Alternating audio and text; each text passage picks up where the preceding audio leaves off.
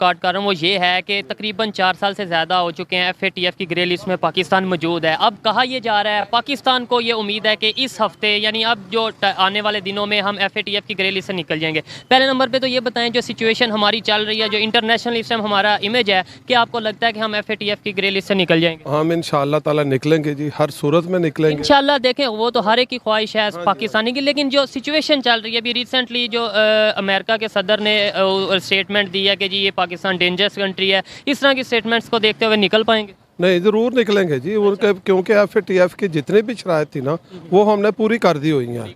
हाँ, उन्होंने हमें वाच लिस्ट में रखा था 2-3 महीने के लिए, उसमें उन्होंने वाच किया, उन्होंने ओके कर दिया है कि पाकिस्तान के जो हमने शराइत रखी थी, कंडीशन थी, इन्होंने फुलफिल कर दी है।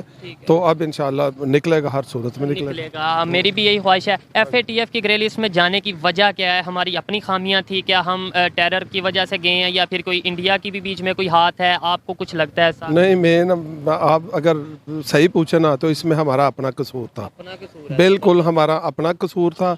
इसमें जो जितने भी नहीं, ज्यादातर कहा यह जाता है ना जी इंडिया की वजह से चले गए, इंडिया ने ये कर दिया। नहीं, इंडिया एक वजह ज़रूर हो सकती है क्योंकि वो हमारा अज़ली दुश्मन है, लेकिन इसमें खामियां हमारी थी।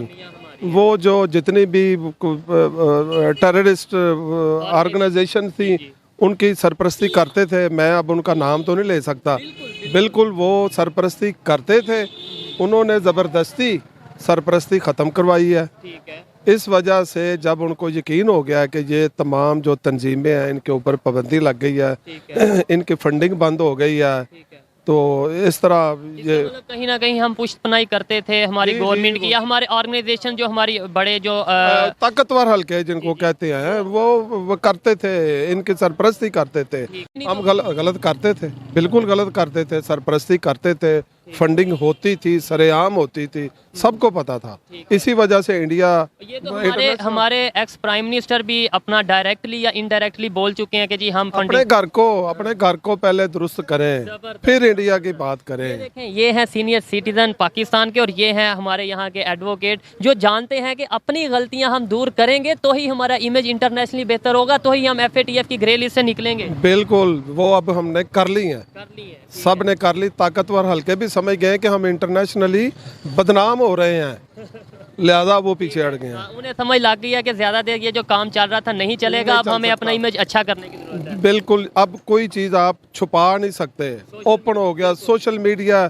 ऊपर जो हमारे जो क्या कहते हैं ऊपर से सैटेलाइट के जरिए सब पता चल जाता है। एक भी आदमी जब सरहद पार करता है उनको पता चल जाता है वो आपका आदमी जा रहा है। हमारे तो यहाँ से उसामा बिन लादेन पाया गया, हमारे यहाँ से तो सब कुछ ये देखें, उसामा बिन लादेन इतना बड़ा जो भी था, जो भी इंटरनेशनली उसे टेररिस्ट कहा जाता है। अमेरिका ने उसको जिसको टेररिस्ट डिक्लेयर कर दिया है ना वो समझे टेररिस्ट है। आपको इंटरनेशनली वो टेररिस्ट है। वैसे किसी के लिए वो अच्छा, किसी के लिए बुरा, वो हर एक की अपनी अपनी थिंकिंग है, लेकिन जिसको अमेरिका ने कह दिया ना टेररिस्ट, वो टेररिस्ट है। ठीक हो गया। अच्छा, बहुत शुक्रिया आपसे बात की। देखें कि जी पहले जो 4 साल गवर्नमेंट ने, जो पहली गवर्नमेंट थी उसने बड़ी एक्टिविटी के साथ, बड़ी इम्प्रूवमेंट के साथ उसने काम किया और बड़ी जाफशानी के साथ किया।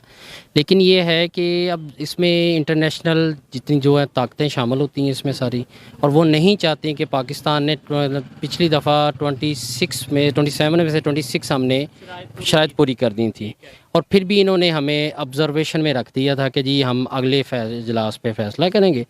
लेकिन अब जो हाल ही में सिनेरियो आपने देखा है कि जो है अमेरिकन ने स्टेटमेंट दिया जी, उनके सदर जो बाइडन ने जो स्टेटमेंट दिया, हाँ, उसके हवाले से मे बी वो कंट्राडिक्शन है, उन्होंने ये डेवलप किया है कि ये डेंजर कंट्री है और डेंजर जो स्टेबिलिटी नहीं है।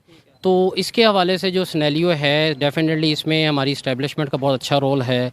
उन्होंने आगे भी पाकिस्तान को जो ना इन चीज़ों से बचाया है, और इंशाल्लाह उम्मीद है कि हम इस चीज़ से, लेकिन ये चीज़ हमें वो टाइम फिर ग्रेस पीरियड दे देंगे, लेकिन निकलेंगे नहीं हम। नहीं, क्योंकि इसमें इंडिया की जो लॉबी है वो बहुत मेन किरदार अदा कर रही है। पाकिस्तान में आईटी का मतलब आईटी का उनको जो है 6-7 अरब रुपया मतलब वो इंपोर्ट एक्सपोर्ट ज़्यादा कर रहे से हैं। भी ज़्यादा। दूसरे नंबर पे जो बात की जाए अगर उनकी इकॉनमी की, दुनिया की 5वीं बड़ी इकॉनमी है, यूके को पीछे छोड़ दिया है, तो हम अपने खामियों पे क्यों नहीं ध्यान देते, हम हमेशा इल्ज़ाम क्यों लगाते हैं? लेकिन उसमें ये देखिए ना, उसमें जो हमारी मैनेजमेंट है बेसिकली वो जो ब्यूरोक्रेसी के सिनेरियो से निकल नहीं रहे, वो स्टैंडर्ड्स के चक्कर में हम लोग पड़े हुए हैं। मतलब हम लोग वही लोग, हम बाहर जाके रुपीस काम कर लेते हैं, यहाँ हम काम करने को तैयार नहीं हैं। मोहम्मद यासीन गुज्जर, क्या करते हैं आप? मैं इधर एक साबिक क्लर्क बार का प्रेसिडेंट हूँ ठीक है। और मौजूदा जो सेशन कोर्ट और ज़िला कचहरी में जो स्क्रूटनी कमेटी बनाई है ठीक है। जनाब ऑनरेबल सदर बार मलिक अब्दुल सत्तार साहब ने, ठीक है। उसका मैं स्क्रूटनी चेयरमैन हूँ। चेयरमैन है, ठीक है। अच्छा, जिस टॉपिक पे वीडियो रिकॉर्ड कर रहे हैं वो टॉपिक ये है कि पाकिस्तान FATF की ग्रे लिस्ट से शायद निकल जाए। अभी खबर ऐसी आ रही है कि ये आने वाले हफ्ते में या कुछ दिनों में निकल जाएगा। ये बताएं, जो सिचुएशन हमारी चल रही है, जो हमारी कंडीशन है, इंटरनेशनल इमेज है इस टाइम पे, हुकूमत स्टेबल नहीं है और इमेज ख़राब है, क्या लगता है कि ग्रे लिस्ट से निकल पाएंगे हम? मुझे नहीं लगता कि हम निकल पाएंगे। जैसे ये सियासतदानों का झगड़ा आपस में चल रहा है, कोई कुछ कह रहा है, कोई कुछ कह रहा है। मुश्तरका एलामिया अगर सारे सियासतदान जारी करें, यूनिटी हो हमारी कौम के अंदर, हम बस ये कौम बनकर उभरें, तो फिर मैं यकीन रख सकता हूँ कि हम ग्रे लिस्ट से बाहर निकल सकते हैं, वरना मुश्किल है। ठीक है, ये बताएं कि वजह क्या है? क्या हमारी अपनी खामियां थी जिसकी वजह से हम 4 साल से ज़ायद ग्रे लिस्ट में रहे हैं, या फिर कोई और? अक्सर हमारे यहाँ पे हमारे मीडिया में ये कहा जाता है जी इंडिया की वजह से हम ग्रे लिस्ट में, इंडिया ने हमें ग्रे लिस्ट में डलवाया।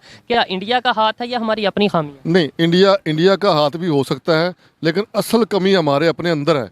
जो हमारे सियासतदान हैं, जो हमारा रुपया बाहर ले गए हैं, जो उन्होंने बाहर में बैरून मुल्क जाकर जायदादें बना ली हैं, जो फंडिंग हुई हैं, ऐसे जब मामला इंटरनेशनल इशू में आएंगे, इंटरनेशनल लेवल पर जब ये हमारी बदनामी होगी, उसके बाद ये प्रॉब्लम आ रही है कि हम ग्रे लिस्ट से निकल नहीं रहे, ग्रे लिस्ट से निकल नहीं पा रहे। तो इंडिया को क्यों कसूरवार हम बार बार कहते हैं, हमारी मीडिया या हमारे जो उनसे ऊपर हैं सीनियर पॉलिटिशियन, वो क्यों कहते हैं इंडिया ऐसे? अगर लेट्स सपोज इंडिया ने हमें ग्रे लिस्ट में डलवाया तो हम इंडिया को क्यों नहीं डलवा सके? बात है वो हमारी खारजा पॉलिसी में कमी है। वो हम समझते हैं कि हमारी खारजा पॉलिसी कौम जो है ना वो कमज़ोर है, और हमारी खारजा जो सिस्टम है खारजा पॉलिसी का वो मजबूत होना चाहिए।